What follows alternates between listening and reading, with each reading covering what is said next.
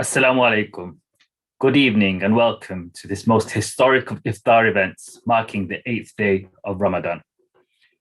This is a truly historic virtual iftar broadcast live from myself, Wakas Khan in Greater Manchester, and my co-host, Alison Brunitsky in the United States. Tonight's iftar is hosted by the Naz Legacy Foundation and Young Interfaith. Tonight's event is truly trailblazing. Tonight's event is truly groundbreaking, and tonight's event is truly pioneering as we bring together politicians, faith leaders, and young people from across the world. As you all know, the country is currently in mourning due to the loss of His Royal Highness Prince Philip, the Duke of Edinburgh. Young Interfaith and the Naz Legacy Foundation would like to send our condolences to the royal family and pay tribute to the Duke for his extraordinary lifetime of service to the Queen, the nation, and particularly his work with young people through the Duke of Edinburgh Awards. Thank you, Wakas. Shalom and Ramadan Kareem to everyone that has joined us this evening. Ramadan is such a special time for so many people across the country and the world. It's an occasion to spend more time with our families and loved ones. It's a month where we are encouraged to have emboldened empathy through our daily lives and through charity. This is what the Naz Legacy Foundation was created to do, to bring communities together in the spirit of the late Naz Pilkari, OBE, the nation's first Muslim head teacher. The foundation is continuing this legacy of Naz Pilkari's ability to bring together people from all walks of life. And like last year, the foundation has organized a number of interfaith iftars, but due to COVID restrictions, they're going to be virtual once again. Tonight's iftar is the first of many this year in this year's series. Information about all upcoming iftars can be found on www.nazlegacy.org. Young Interfaith was created in the aftermath of the Manchester Arena bombing, when the community were looking for different ways to connect young people and build community resilience.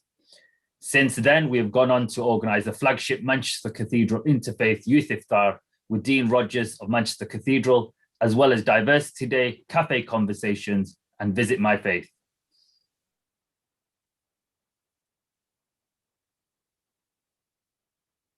Amazing to me, Wakas, is that through this pandemic, we have witnessed the power of technology in bringing people together, and in events such as these, welcoming even more people.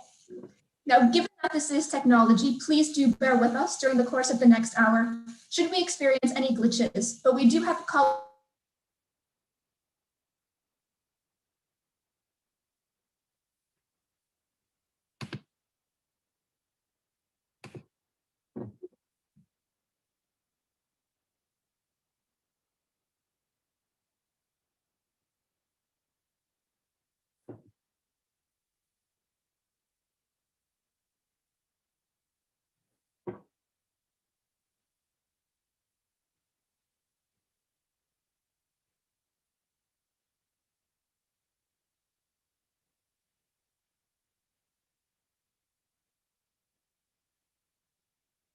Speak. For those of you whom this is their first iftar, an iftar is the evening meal with which Muslims end their daily Ramadan fast, which lasts from dawn until sunset, during which time nothing has passed their lips. And yes, that's right, not even water. Usually, we would end an iftar with a meal, but that of course isn't possible. So this evening, we are asking everyone to have a date with them or something sweet to open their fast, which today in Manchester is 8:22 p.m. We really hope to open our fast together at that time, at which point the event will close. We are delighted that this evening we will have our guest, the Deputy Leader of the Labour Party, the Right Honourable Angela Rayner MP, joining us live, as well as hear from some very important perspectives from young people and national faith leaders. So let us begin. We will hear first from Hitan Mita, who is the Executive Director of the British Asian Trust, who are the partners to the regular interfaith iftars being hosted by the Naz Legacy Foundation, and who will be speaking about their If I Can, She Can UK Aid Match appeal. Assalamu alaikum. Good evening. My name is Hitan Mehta, and I have the privilege of being the Executive Director of the British.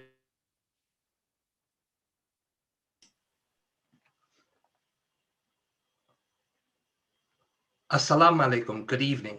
My name is Hitan Mehta, and I have the privilege of being the Executive Director at the British Asian Trust. I'm delighted to join you all here this evening with the NAS Legacy Foundation, who have most kindly and generously selected us at the British Asian Trust as their charity partner for this year's Ramadan.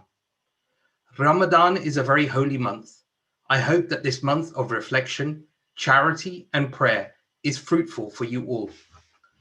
I'm incredibly excited to share today details of our latest If I Can, She Can appeal, which has been selected as an aid match project by the UK government through the Foreign, Commonwealth and Development Office.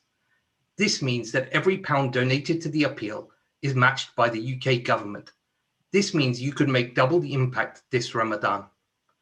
This appeal will fund all our vital work across India, Pakistan, Bangladesh, and Sri Lanka, supporting anti-trafficking, education, and mental health projects.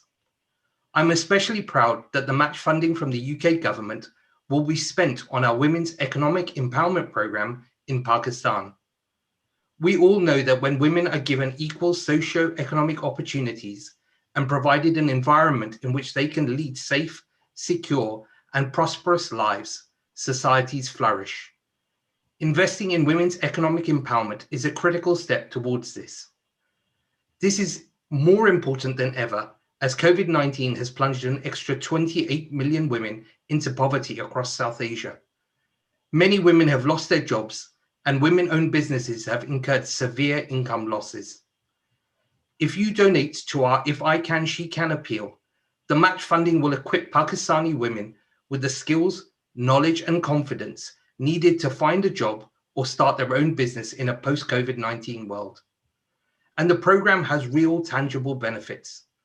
To date, the British Asian Trust Women's Economic Empowerment Program has enabled the placement of over 10,000 women in formal employment or self-employment, increasing their earnings and promoting the normalization of women working in their respective communities. Please watch the short video showing just now and how your donations, including zakat and sadaqah, could be doubled this Ramadan.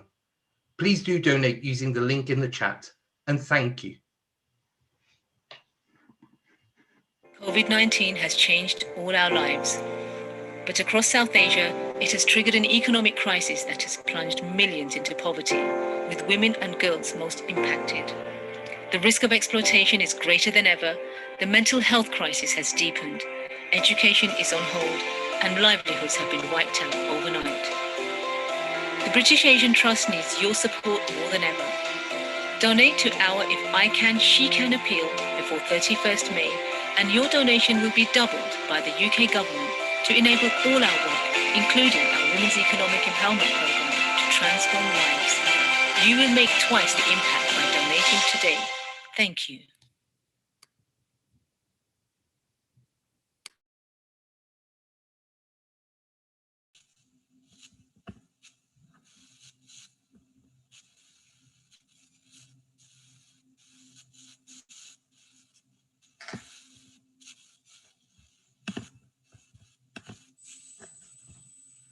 Thank you, Hitan, for your incredible work across the world and right here in the UK during these turbulent times. For people who wish to find out more or who wish to donate, please do check the chat feature for more details. We will now move on to our first panel of the evening, chaired by the wonderful Hannah Kaufman, executive for the NAS Legacy and the Patchwork Foundation. Welcome everyone, Ramadan Kareem, and thank you very much for joining our first Interfaith Iftar of the year. So as I mentioned, my name is Hannah. I'm an executive team member of both the NAS Legacy Foundation and the Patchwork Foundation, which is a UK-based charity which promotes, encourages and supports the active participation of young people from disadvantaged minority communities in British democracy. So Patchwork is an inclusive and cross-party organisation, and its flagship programme is its masterclass programme, which aims to develop personal and professional skills, increase political knowledge and political experience over a 10-month programme. So before we are joined by Deputy Leader Angela Rayner later this evening, we have a wonderful panel of Patchwork Masterclass alumni to discuss how we can engage more young people to get involved in the UK political system. So before we kind of go on to questions, I want to ask all the panel to introduce themselves. Should we go to Safia, then Mustafa, and then Hiba? Yeah, so my name is Sophia. I graduated from the Masterclass program in 2017. And since then, I have gone on to be the exec on the Patchwork and the head of the Get Involved program. Hi, my name is Mustafa. I graduated from the Patchwork program in 2019. And since then, I've gone on to also join the Patchwork exec team. Hi, my name is Hiba. I graduated from the program in 2020, so just last year, currently finishing my degree in international relations. Brilliant. So the first question I wanted to ask all of you is, what advice would you give, what barriers do you think that young people face getting involved in politics? Maybe something from your own personal experience or something you're aware of people around you. Should we go to Hiba, then Safia, then Mustafa? So it's funny because when I was thinking of this question, I struggled to think of the barriers because I've been living in London for 3 years and I find that London is a place that's amazing to be in the political industry. But then I remembered I moved there from Grimsby in the northeast of England, which is a really small seaside town where there was really no opportunities. And I think that's the biggest barrier to young people across the country, that there is this lack of accessibility in education, but also in kind of youth services. You know, we didn't have opportunities to meet political speakers, go to key events. I didn't know of any of these kind of programs like Patchwork until I moved to London. And so I find that a lot of resources are invested in London and cities, but often the places on the peripheries are kind of missed out and neglected.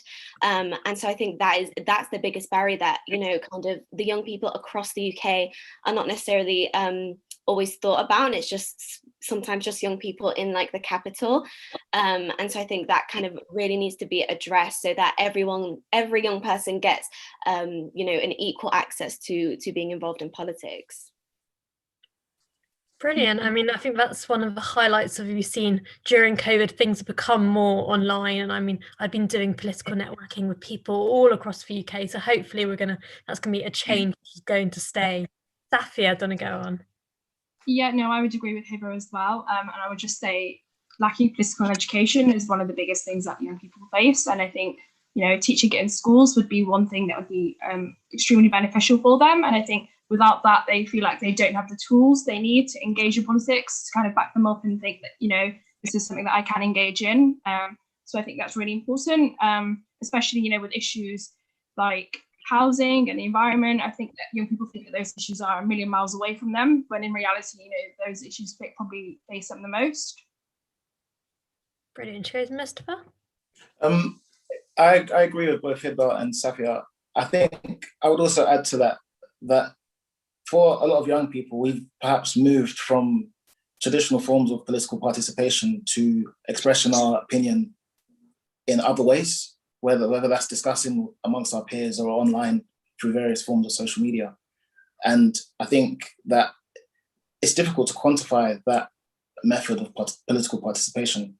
So because of that difficulty in quantifying the new ways of political participation, I think that it in itself is a barrier. Brilliant. So I'm conscious of time. So moving on, what advice would you give to young people who want to get involved in politics? Mustafa, I'm going to come back to you if that's okay. Yeah. Oh, straight away. I think I would say that you should join an organization, get to know your local MP, find out who they are. Join an organization that specializes and focuses on political participation, because that way, if you don't know much about politics, then that organization can help and provide and fill that gap for you. Brilliant. Hiba and Safia? So I would say, oh, sorry. You go for it, Safia. Okay, I would just say try and seek out views different to yours. Especially, I think for young people, it's very easy to stick to one kind of point of view, and just making sure that, you know, you're really seeing every point of view and every perspective. And I would also just say, you know, don't feel intimidated. You have every right to be there. Your voice is just as valuable as anybody else's. Yeah, I would build on I mean, actually very similar to Safi's point, to kind of be very open-minded and to not confine yourself to, only want to work with this political party or this politician. I think kind of being able to thrive in environments that you might not necessarily put yourself in, or that you find maybe a little bit uncomfortable, I think they're the places that you're going to grow. So really kind of just take opportunities, grab them with both hands, and be open to having your mind changed along the way as well. That's brilliant advice. I mean, I think I always find that if you have a cause you're interested in, that's the thing you should focus on. There's so many organizations and politics and like just volunteers and campaigns who are always really keen to have volunteers and to have more support. It's very rare you're going to offer to have support and they're going to say, oh no, we don't need any help. So really, be proactive. You're young, you're savvy. I'm sure there's loads of different skills that you're going to have, which is going to be beneficial to whatever cause you wish to kind of promote. So the last question I just wanted to ask everyone is, how would you feel the Patchwork Masterclass program has encouraged you to think differently about politics? Should we go to Hiba? Patchwork did a lot for me, so I'm trying to just narrow it down. I think what it did is that honestly showing up to every lesson during the pandemic, which was quite kind of difficult sometimes, was made better by the patchworkers who were there. And honestly, they are the ones that helped me to think really, really differently about politics. They kind of inspired me to make me feel that I have a place in politics, because there's people from so many different backgrounds in so many different careers. I just felt really, really hopeful. I mean, just, one of the girls who was there, I remember she was from a BAME background, she was visibly Muslim, and she was also visually impaired. And yet she was doing amazing in her career. She was so bubbly, so confident, and it just kind of empowered me to think that, it kind of just tackled that imposter syndrome that I think a lot of people face. So that's really what Patchwork gave me. Brilliant. Should we go to Safia? Yes, so for me, I would say it's really allowed me to see politics from every level, from the grassroots all the way up into the senior positions, meeting senior Secretary of States. And I think that's really nice to be able to see, how politics works at every single level. It's not just one streamlined thing. It's just a huge variety that you see on a day-to-day basis. And then on a personal level, I think it's like Hiba said, it's given me hope. It's given me hope that young people aren't disillusioned and, they do actively want to engage. And I think programs like Patchwork Program are really key and essential in doing that and ensuring that young people do stay engaged in the political sphere. Brilliant. Should go to Mustafa lastly. I think for me, I've always had a deep understanding of politics because I studied it whilst I was in education, both for A-level and in my undergraduate degree. But when I joined the Patchwork program, it helped to bridge the gap from the theoretical understanding that I had to politics as we experience it on a day-to-day basis. So getting to know the different people that chaired the masterclass session with us was quite interesting. And it also made me want to get more involved in politics and share that ideas that I learned from the masterclass program with my friends. So that was quite beneficial for me. Brilliant. I mean, I think this brings kind of the end of our panel before we go on to the next part of the Interfaith Iftar. So thank you very much for everyone for sharing your thoughts. If you want to know more about Patchwork, then please do get involved, and you can easily find it online, and we will be tweeting out, I'm sure, as well. But thank you very much. Thank you.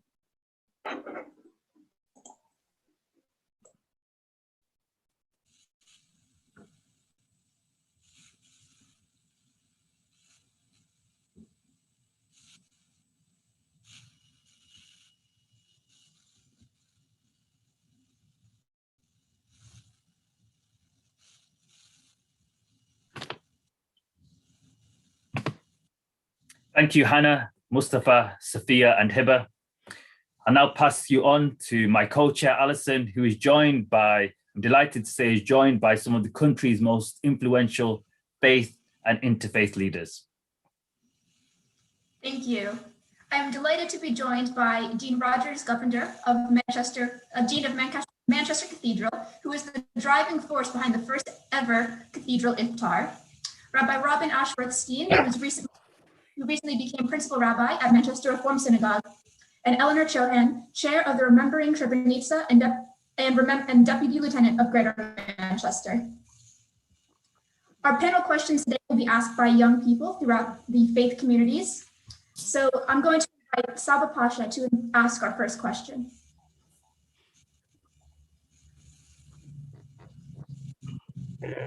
Hi. Ramadan, but also Easter and Passover have all taken place during this recent unprecedented time. Has that added a special poignancy to this time of year? Thank you. Dean Rogers, would you like to respond first? Thank you. That's a very, very good question. Simply because Easter 2020, that was a year ago, was one of those very notable occasions, simply because we were not able to celebrate Easter in my cathedral because we were all shut because of lockdown rules. And believe it or not, I celebrated Easter communion for the cathedral community from my study where I'm sat now. It was quite an experience because I was in all of my robes, all my vestments and garments for the celebration of communion. And I had a press photographer on the other side of my study taking photographs of me celebrating Mass at my desk, literally this desk. And he put that photograph in the Times newspaper, I think it was. So that was quite poignant, quite an experience. And of course, it was very special, Saba, because this year, 2-3 weeks ago, we were able to celebrate Easter in the cathedral. And that was absolutely joyful that we were able to worship in God's house again. So yes, it was very special, very different from last year, and obviously very grateful to God that we were able to do that in the house of the Lord. Thank you. Rabbi Rob, would you like to respond? Thanks, Alison, and Ramadan Mubarak, everyone. And Saba, thanks for your question. Basically, I think this year for Passover, which we just celebrated, it was particularly strange having it be the second time we were doing it at home rather than together. Like Ramadan, Passover is a time where families and friends come over. It's a lot about